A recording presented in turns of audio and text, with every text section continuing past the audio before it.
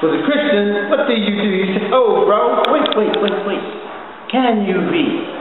And where's your book? This is the old book, you know, this is the one that your daughter now we destroy. But what does it say here? In Genesis, what is that? First chapter of Genesis, right in the very beginning. It says, God created man, and what does that say right there? So God created man in his own image. In the image of God he created him. Man and female he created them. Right then, what does that say again? Male and female. Now, let's go back to, it says male and female, right? So let's go back to read this one.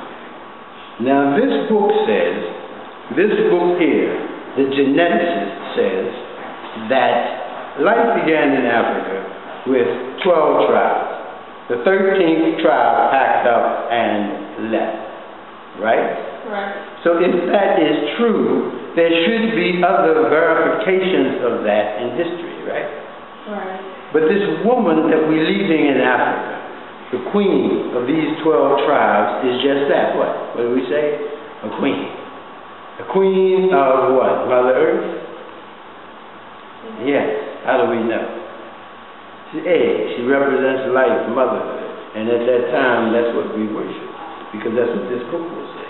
What does it say? Can you read that? A great and wondrous sign appeared in heaven. A woman clothed with the sun, with the moon under her feet, and the crown of 12 stars on her head. Crown of 12 stars on her head. That signifies a queen. A queen of what? 12 stars, 12 tribes. Is that not what that says? And this woman was what? She was pregnant, wasn't she? Yes. And about to give birth. She was pregnant and cried out in pain that she was about to give birth. She gave birth to a son, a male child, who will rule all the nations with an iron scepter. What's the iron scepter? Yes. Because you spread the word of God with what? At the point of the sword. Bow down or die. Yes. Go ahead.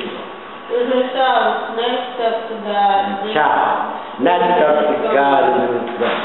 Go ahead. The woman fled into the desert. The woman fled into the desert. Now hold on, stop right there. Because what did this man say? The 13th tribe left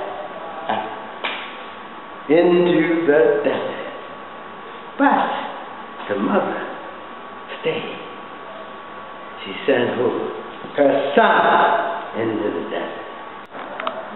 What verse is that, Nehru? 26. And what does that top line say? And surely we created man of clay that talked, of black mud fashioned into shape. Black mud. 15th chapter of the Quran.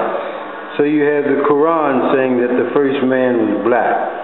You have archaeologists and geneticists saying that the first mother, the queen of mankind, the mother of mankind, was an African mother who would have a black son. So when you say to your daughter, she's a queen, will you be lying? No. Say that loud, like you believe it. No, I won't be lying. No, I won't be lying. But number one, can you accept the relationship between what this man says and what that says? And the fact that that says a woman was created at the same time as man. But then he goes on the next page and he gives Adam a what? Daughter, doesn't he? Yeah. I mean, it's blood of my blood and flesh of my flesh. Because now, right there, what does that say? This is now bone of my bone and flesh of my flesh. She shall be called woman. Now, it was his helpmate. That's what it says there. We don't have to worry about that. But the only reason I'm saying that is so you can signify the two. Here it says God created man and woman. But the woman fled away into the desert. Because why? Because we just read it, right? On the next page, once in the desert, check this out. He gives Adam in the desert in Babylon, the Garden of Eden. It's Babylon. You know where that is? Iraq today. Yeah, what's the place called? Iraq. Well, I forgot the city, but Babylon is there. But that's what that guy says, right? So it becomes easy. You say, well, wait a moment, I have to self-hypnotize myself. So the only thing out of all of that I know, that I can take, that I can trust, that I can be sure of, life began from an African feet. Can you? Yeah. Are you sure? I'm sure. How? If I come in and say, you have faith in Allah, girlfriend, what will you say to me?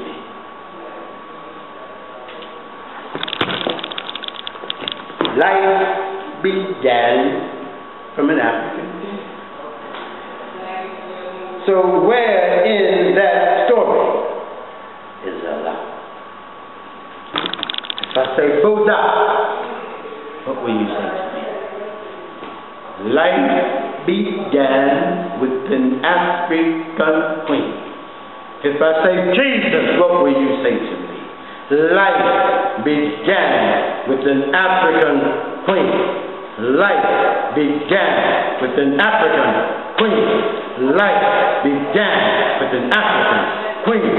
Over and over until you drive the hate and the anger. And the only thing your daughter knows is that she's a queen. And she can do whatever she wants. Go wherever she wants. Be whoever she wants. Without bowing down to anything or anybody. Because her mother taught her that life began with an African queen. And then she will be able to raise her son to have respect for her as the African queen. And love his mother. And thereby be a true father to his children. Will that not be right? Can you understand that? Yeah. Can you drive that into yourself over and over and over and over? Otherwise we have to give you medication to kill it. And then medication puts you to sleep. And you know how that is.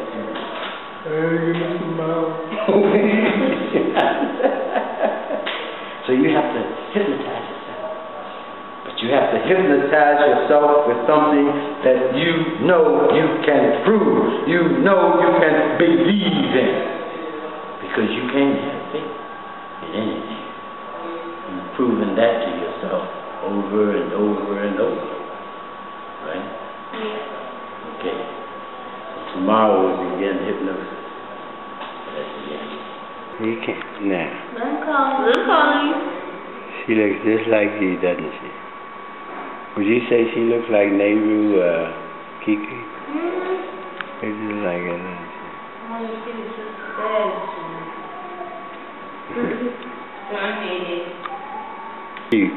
What are you planning on teaching her?